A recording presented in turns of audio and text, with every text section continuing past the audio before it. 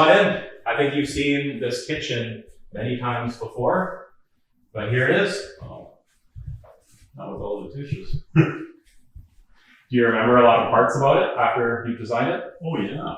So as you can see, this has a lot of classic style, a lot of French Chateau vibe. We tried to make the whole ceiling look like a hotel. One of the things that we wanted the glass look on the upper cabinets, but we also wanted the space to put things. So Jeff talked us through the idea of just doing certain units with the glass and glazing in it, and then other ones without it, so that we could actually put stuff and store stuff in there. We wanted a functional kitchen for our family. We host a lot, and that's the big thing that Kitchen Art will assist and help you through. Is often you get an architectural design and you have ideas, but as soon as you get down to the nitty gritties of how is the kitchen going to be used, what are the wants, what are the desires, that's really when Kitchen Art will help the design come to life. And often the design really needs to be tweaked. For instance, this whole area here, this wasn't on our architectural design. This was an idea of myself and Kitchen Art Design, that we wanted to have an area that we could serve coffee and people could come and get drinks, but not come into the kitchen when we're hosting. And even the idea of having a double oven and the whole microwave, that was all decided together with Kitchen Art Design. We actually had to shift this island over and do a lot of math work in order to make it work, especially with even where that window would go. One of the taglines that we have at Shirmar Construction is we build from the inside out. And what that means is us as builders, and also with an integrated design team like Kitchen Art Design, we need to stress test every element of your home and to make it the best possible product that we can make it. So one of the things that we do is we actually include Kitchen Art Design in the design process from the very beginning. And often clients don't understand that when you're pushing people to pick plumbing fixtures and get a millwork company on board and get everybody as a collaborative team up front together soon, is because all the things that are happening right at the beginning of the construction project are affecting the final product. So just one example is we had the Kitchen Art team come out during the foundation stage, and I said to Jeff, I want this window to be in the perfect spot. And so one of the things that I knew is that my wife wanted this type of faucet that doesn't break down and fold over. So it's a fixed unit. I knew that we were going to go with a high energy tilt and turn European window. So these are actually a tilt and turn product. They open like this with a imported German blind that is top down, bottom up. But one of the things that my wife wanted is that she wanted to be able to pass things to me outside while I'm barbecuing. And I knew that this was going to get in the way. So she needed to be able to open this window to be able to pass me things. But this window had to be in the exact right spot. So as you can see, we're about 1/8 of an inch away from that just to make that work. And so that's why you need to include a kitchen designer at the beginning of the project and have a builder that builds from the inside out. The points that Ian was bringing up about the location of the taps and things like that, it is very important that we do have an understanding of what's going on. So locations of windows, the location of plumbing, rough plumbing, okay? So in other words, because there's a dishwasher on each side, we have to discuss all this and we have to plan for it. You know, when there's a sink in this island, we have to then mark out for the plumber where the rough plumbing comes in, so it all works good and when the final hookup gets done to these sinks. So that is something we try and get involved in very much so. Ken and I also bring up the point about electrical outlets and things like that. See, we have to understand what code means. So Ian understands that, hey, we have to get the Kitchen Art designers on the job site to mark things out for electricians. Okay? And sometimes we ask questions. Is your wife right-handed or left-handed? So the light switches are on the right side because she's right-handed. So we have to take things like that into consideration, and we care about how this is all going to turn out. Absolutely. And that's why we love working with Kitchen Art Design with Jeff. He is passionate about the kitchen design, and he cares more about a lot of the elements than a lot of the trades do. Things like locations of plumbing, switches, and just the empathy behind working with a client of what are their needs, what are their wants, are they right-handed, are they left-handed, and just being able to navigate all those conversations to come up with a product that's super usable and looks great. When it comes to positioning, locating an island, so many times we've got to take many things into consideration. Sure, there's a sink and things like that, but we also have to, because of codes and things like that, we have to make sure the electrical and plugs are implemented, as far as that goes.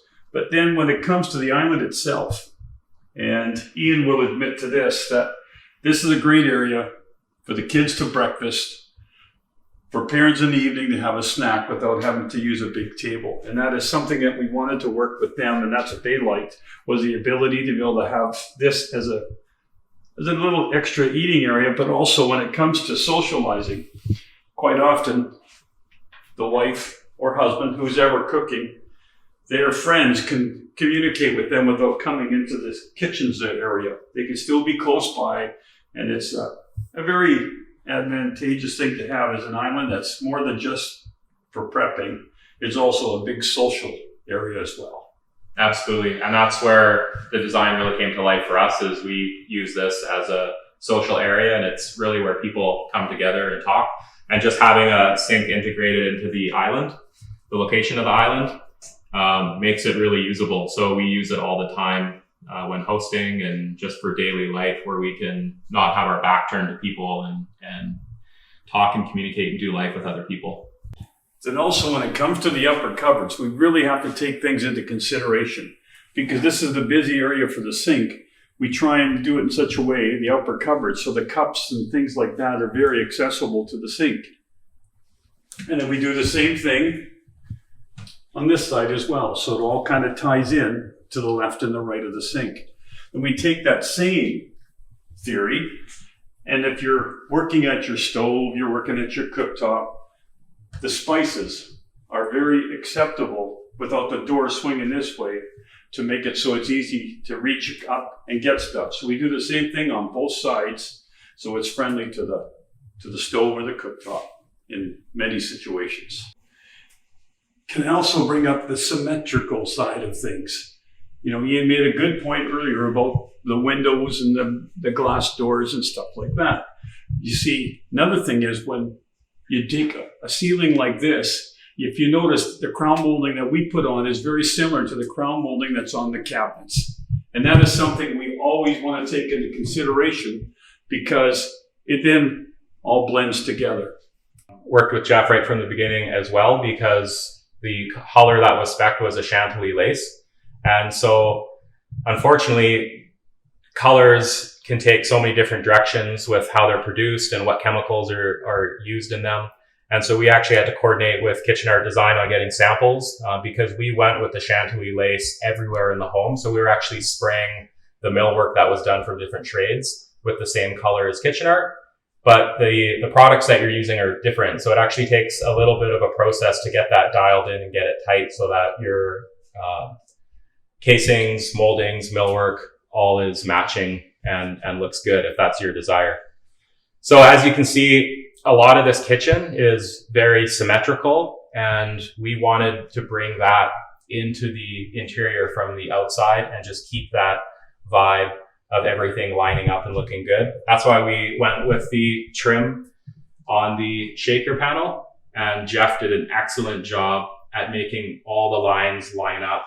Even in this corner here, that was really important to us, that everything would be the same in terms of symmetry.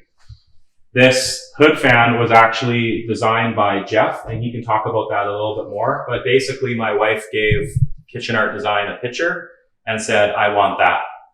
So Jeff, you can talk about the process of how that comes about.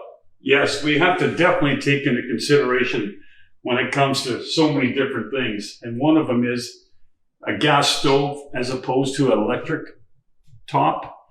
And we have to be a certain distance away. And he brought up another really good point, and that is, sometimes it's the height of the person. So if a tall person's at this, you want to make sure, depth-wise and everything, that we take into consideration that it doesn't become an area where they might bump their heads. It is something that we really have to, explain in that respect. I think we went back and forth a few times on the curvature of this hood fan, just getting it just right. And so that's where Jeff did a great job on communicating with my wife on dialing in this actual design to make it look like a picture. And not only that, when you think about the style, see how there's a slight curve? If you look over here in their nook area, there's a slight curve. If you go back over to this area, which is a coffee station that he was explaining earlier, see the little bracket area up top, how it's got a slight curve? So we wanted to bring that slight soft curve into different areas of this house or this kitchen. So during the construction and the install of the millwork, we were installing all of the crown molding and also this faux post here. And that's when we noticed that this crown here was going to interfere with this part of the millwork. And so that's where we actually went to a redesign where we actually shifted this whole unit over about 1.5 inches just to make sure it all worked. And so those are the little 11th hour decisions that you need a cohesive design team to deliver a product where something like that looks good, but you would never think that was a bunch of work and going back and forth to make sure that that's done properly, so that there's a nice gap that looks pleasing to the eye, and that this whole unit fits on this side as well, which there's about a 1/2 inch gap there. So that's just one of the little design features that it can become a big problem and not look good if you don't have a cohesive design team. Yeah, so we wanted to make this pantry more of a prep kitchen area. And so on the architectural design, it was just drawn as a pantry. We were just going to put simple shelving in or wire shelving. But we thought we would make it more attractive. And we worked with Jeff on doing a prep area, but still having lots of storage and functionality. We also wanted a second fridge because we have a large family, and we were so happy we did that.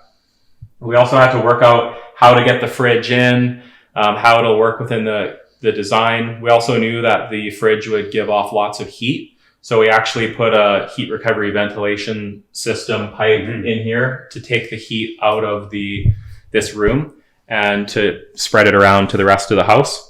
And so these are all things that we work together with Kitchen Art on, and as a builder, just really thinking about building from the inside out.